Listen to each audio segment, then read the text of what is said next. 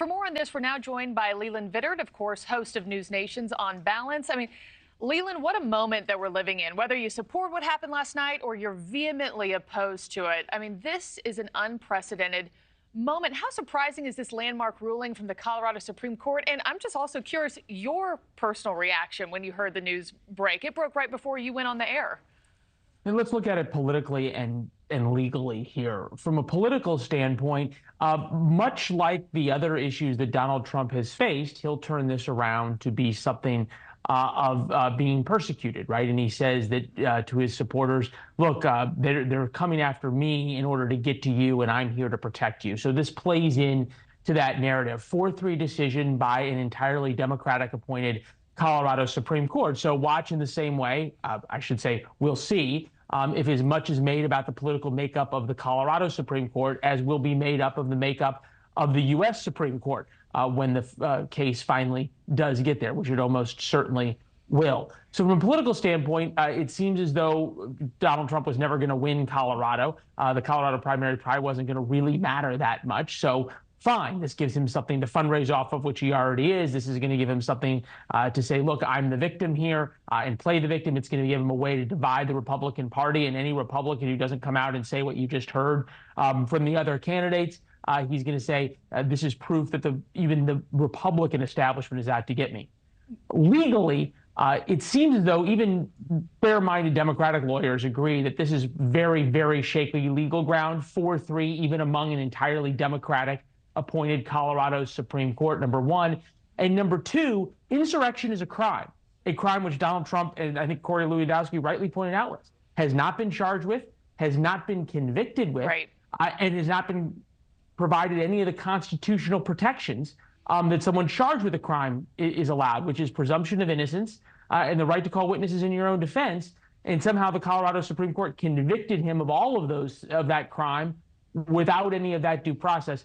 That's going to be a problem as well for appeal to the Supreme Court. Yeah, and even if, to your point of Colorado, not a big deal, not a game changer in this race, I couldn't help but think last night of all those in Colorado who want to see him in office, who were, poised to vote for him again. Mm-hmm. What's their recourse? I mean, are they just out of luck? Because write-in ballots don't even count either for this. I mean, what do they do? I think we really have to keep this in perspective. This is one court in one state. Yes, it's the Colorado Supreme Court. Yes, it's a big headline, but it appears almost certain that this is going to end up in the U.S. Supreme Court. And much like the Bush v. Gore case, it seems highly unlikely that the U.S. Supreme Court is going to want to set the precedent that courts around the country are going to become the arbiters of who is and is not eligible beyond the words of the Constitution to take place in elections. It seems unlikely that they're going to want to be convicting people of crimes, meaning insurrection, without due process.